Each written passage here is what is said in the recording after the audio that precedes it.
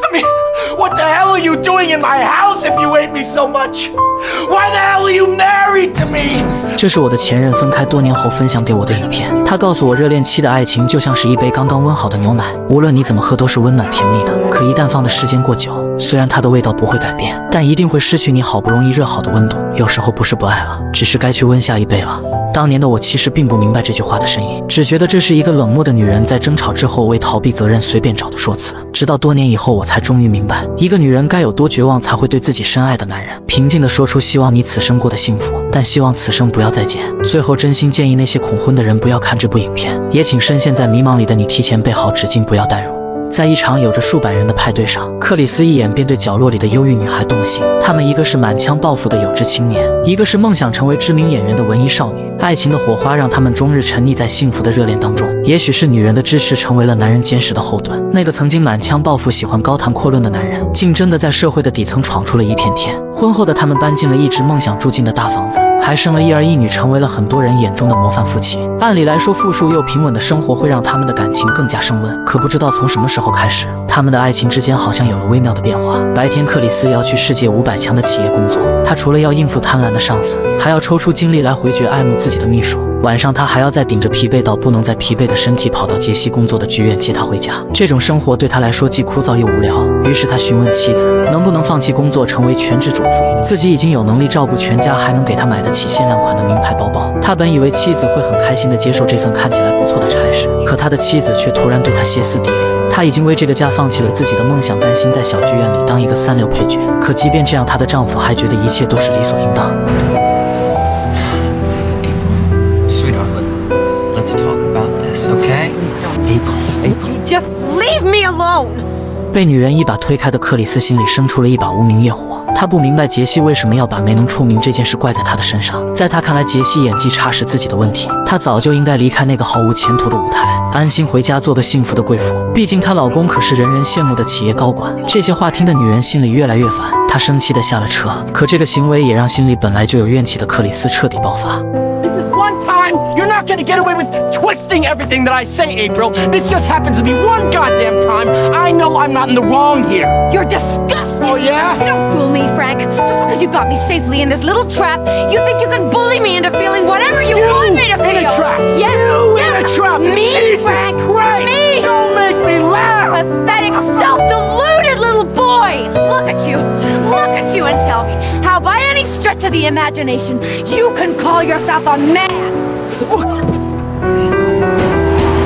虽然他们很快就平息了争吵，然后彼此向对方道了歉，可他们都心知肚明，对方的让步是因为家里还有2个在等饭吃的孩子。这件事既然已经挑明，就再也没办法翻篇了。第2天的克里斯还是早早起了床，去重复一成不变的工作。不过这一次，他在离开前十分不舍地看了看这座曾经带给自己希望的家。只是这一次，连他自己都不确定自己是舍不得离开，还是舍不得回来。不知道从什么时候起，自己和曾经无话不谈的妻子再也没了话题，连自己在工作中受到了委屈，想要和身边人倾诉，都变成了最困难的事。明明他已经和妻子在一起了10几年，可他却越来越没有那个只会对他搔首弄姿的秘书懂他。在这种不快的促进下，他第一次答应了女秘书一起吃饭的请求，然后将自己成功路上的努力，还有自己过程中遇到的挫折都讲给了他听。看着女秘书崇拜的眼神，克里斯仿佛又重新回到了年轻时的意气风发。他已经很久很久没有和别人这样高谈阔论了，这种感觉就好像多年前那场舞会，无论自己和妻子说什么，妻子都会认真的倾听，然后凝视他的眼眸，说出那句我相信。可现在生活真的好了起来，他却再也没有听见过那句我相信。在酒精的催发下，他和秘书又讲了很多关于杰西的故事。情到深处时，他竟把眼前的女人当做了杰西。缠绵过后，清醒的他回到了家，他心里满满都是对妻子的愧疚。可生活还要继续，他必须戴上那副虚伪的面具，把自己伪装成无事发生的模样，就好像生怕事情败露，然后失去所谓人人羡慕的幸福家庭。正当他拖着疲惫的身体准备打开门时，他的妻子却热情地提前为他打开了房门。原来今天是克里斯的生日，尽管他忙得自己都忘记了，但杰西还是提前为他搞了一场隆重的庆祝仪式。这奇来的小惊喜让男人热泪盈眶，为自己的一时糊涂感到后悔万分。他不知道怎么弥补自己对妻子的伤害，难道真的只能装作没事人一样虚伪地度过一生吗？思来想去后，他清楚自己的家庭绝对不能因为这件事被破坏。他找到妻子说自己想通了，他打算无条件支持女人去追求自己的梦想。可这一次杰西却拒绝了。为了这个家，他愿意接受平庸无为的自己，愿意放弃那个曾经带给他希望的舞台，这让克里斯不知是喜是悲。接着杰西和他说出了一个大胆的想法，他告诉克里斯，与其在这里慢慢等待他们的爱情枯萎，不如换一种生活方式来挽救。他不是在年轻时一直说要去巴黎生活，然后陪着自己的孩子度过幸福的一生吗？他们现在已经有了能力，为什么不去实现呢？听到这，克里斯赶紧打断了女人的异想天开。他觉得这是杰西在家里看了太多的肥皂偶像剧产生的幼稚想法。万一他到那边没有合适的工作怎么办？难道自己要带着家人在马路边和那些上流人士索要他们吃剩下的硬面包吗？可杰西却说这不是他该考虑的。他已经接到了一家上市企业的助理职位，这一次他想换个方式活着。他负责养家糊口，这样克里斯就可以捡起来被他丢掉的画画技术，去重拾年轻时想要征服艺术界的远大抱负。这才是他这辈子应该做的事。听完，克里斯还是很抗拒，毕竟他已经不是那个年轻时充满抱负的青葱少年了。但杰西再一次郑重其事地告诉他 It's what you are that's being stifled. It's what you are that's being denied and denied in this kind of life. What's that? You're the most beautiful, wonderful thing in the world. You're a man. 杰西的话让克里斯那颗早已被现实击垮的心重新凝聚。他已经很多年没有这种被人相信、被人肯定的感觉了。或许自己一成不变的生活真的应该被推倒重来。第二天，克里斯上班时再也看不到他平时小心拘谨的模样。他吹着口哨，迈着六亲不认的步伐，大摇大摆地走进办公室。他的上司看见平时一脸苦瓜相的他，还以为这小子是不是中了彩票，结果他却直接嘲讽起上司，如果自己中了头奖，第一个就让他收拾行李滚蛋。他才不在意这个贪婪的家伙会怎么处置自己，谁叫他的心早早就已经飞到了不远万里的巴黎。他巴不得这个老家伙把自己开掉，还能给自己留下一笔不菲的遣散金。负责办理签证的杰西也很快收到了好消息，他们的签证办理的甚至比想象中的还要顺利。这意味着他们只要再坚持2个月就可以摆脱现在的一切了。从那以后，每天早早回家成为了克里斯最开心的事，而杰西也会在那时放下手中的一切，跑过去给丈夫一个温暖的吻和拥抱。看起来他们已经解决了所有妨碍他们感情的麻烦，重新将这段即将支离破碎的婚姻重新拉回到正轨。接下来的几天，克里斯的时间也从客户转移到了孩子身上，这是他从未体验过的快乐，或者说是被他遗忘掉的幸福。就连隔壁的邻居都开始羡慕起他们的生活，甚至也想要和他们一起搬到巴黎。可命运这种东西又总是喜欢在不经意之间为有情人设置考验。就在克里斯一如既往地来到公司时，他却被董事长叫到了办公室。他还以为是自己期望的事可以如愿以偿，可他的老板却出人意料地想要提拔他做分公司的负责人。他告诉克里斯，自己早就看那个贪婪的家伙不爽了。当他看到克里斯不畏强权，每天还这样乐观积极，这正是公司需要的血液和文化。突如其来的提拔让克里斯顿时有点不知所措，自己努力争取了10几年的机会，居然就这样轻松地实现了。可他想起了家里还在等他的杰西，他果断向董事长表达了婉拒。可老板却语重心长地告诉他，人这一辈子总会遇到几次没能抓住的机会，如果不把握住，那它将属于别人。不过自己会保留晋升克里斯的机会，拿或者不拿，那就需要他想清楚自己要还是不要了。这些话彻底勾动了克里斯的心，或许远在天边的巴黎也不一定有自己想的那么美好。晚上他想找妻子好好商量下未来的路是否应该换个方向，他需要杰西来帮他决定是否接受这件事。可杰西却告诉他自己又怀孕了，很明显这个孩子来到不是时候。这也让本来就已经犹豫的克里斯心里更加慌乱。或许在生活的重担之下，他从来就没有过可以选择的机会。为了委婉地向杰西表达自己不想去巴黎的想法，他安排自己和邻居一家到海边度假。克里斯故意和邻居提起自己可能会接任负责人的事，杰西听到后质问他到底是怎么想的。他没有直接回答妻子的话，而是说我们现在好像有了更好的路，或许孩子的降临就是在警告我们不要选择一条错的方向。他们之间的矛盾是建立在金钱之上，而不是理想之上的。这些话让杰西好不容易暖起的心又瞬间冰冷。他怕的从来不是他们未来的日子过得怎样，他只是十分清楚，如果他们继续这样一成不变，那他们接下来的生活一定会毁于一旦。那天之后，克里斯接受了公司的任命，他们的物质生活也有了更大的变化，但两人的关系又变得像之前那样窒息起来。每次争吵时，杰西都会指责克里斯说话不算数，而克里斯就会反复强调自己辛辛苦苦也不是为了自己。但在气头上的女人已经完全不想理会克里斯为自己开脱的借口。情急之下，克里斯将自己关进了卫生间，却无意发现女人用来打胎的工具。这样一直压抑委屈的男人终于爆发，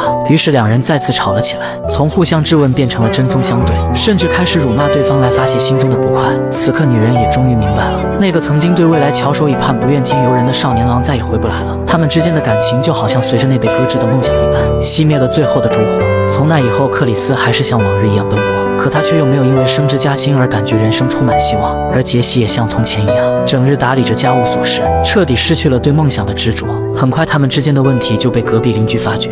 好心的他们将两人邀请到酒馆，打算帮他们解决问题。酒过3巡后，邻居却突然犯了急性阑尾炎，但邻居的车刚好被堵住。为了不耽误病情，克里斯只能开自己的车送女人就医。可丈夫走后，杰西竟然莫名的感到一阵轻松，她感觉心里被压抑的锁都随着丈夫的离开而彻底放下。她主动邀请邻居的丈夫跳舞，临别时还邀请男人去海边散心。在那里，她彻底放下了心里的情感。她想利用这种方式来发泄自己心里的不痛快，顺便报复自己说话不算数的丈夫。在爱情面前，他们都选用了最极端的方式来惩罚对方。但很快，克里斯就发现了他和邻居的丑事。他大声质问妻子这样做的目的，可妻子却反问他：难道他就对得起自己吗？这一次，杰西没有任何想要和克里斯争吵的意思。在这段感情中，他付出了自己的全部，也失去了自己的全部。如果不是还有2个孩子，或许他早就离开了这个没有温度的家。面对妻子的冷漠，克里斯再也忍受不了的追上去质问。他大声说着自己对于这个家的贡献，这也让女人更加厌恶。就在克里斯想要靠近时，女人歇斯底里地喊了起来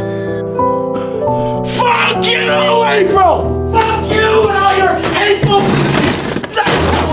What are you gonna do now? Are you gonna hit me to show me how much you love me? Don't worry, I can't be bothered.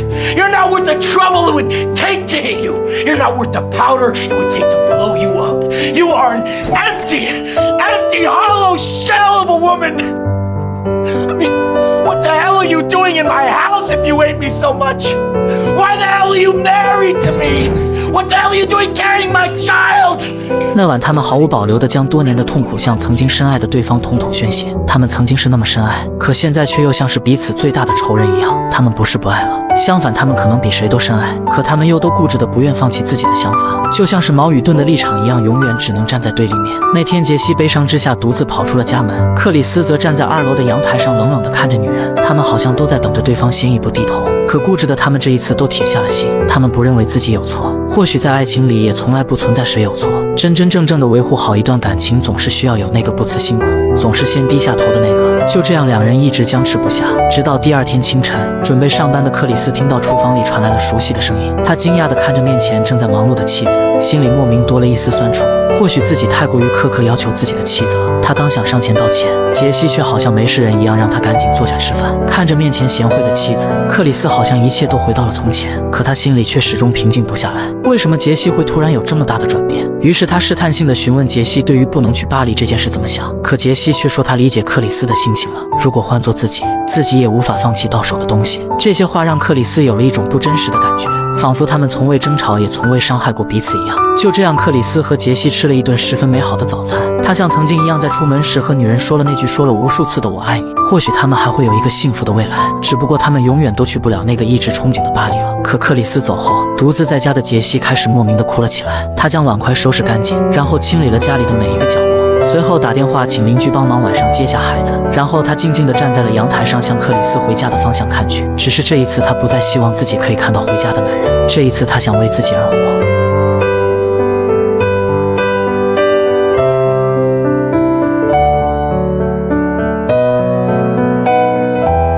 等到接到消息的克里斯赶到时，杰西已经因为失血过多和自己腹中的孩子一起倒在了冰冷的手术台上。妻子的离世让这个刚刚燃起希望的中年男人彻底绝望。他从未想过自己有一天会失去杰西，更没想过自己的婚姻会以这样遗憾的方式收场。他不是没反思过自己的问题，只是总是天真的以为留给他改变的时间还有很多。从那以后，再也没有人见过克里斯，他好像人间消失了一样，带着自己的2个孩子搬离了这里。而他们邻居的妻子直到最后都在遗憾他们这段人人羡慕的爱情故事。虽然极度讽刺，但也证实了他们曾经是真心相爱的。有人说这部电影很像是泰坦尼克号的后续，杰克在看到克里斯的悲剧后一定会庆幸自己没有抓住那块求生的甲板。但我总觉得只有经历过热恋期后才能懂得什么是爱情。我们曾经那么深爱，即使后面不断争吵磨平了当初的棱角，也不妨碍我们一直相爱。只是很遗憾，我们都有自己的欲望，忘记了和睦相处的生活需要彼此包容。虽然结局很遗憾，但我真的很享受身在其中的过程。最后愿你我都终能看到这条绝路尽头的希望。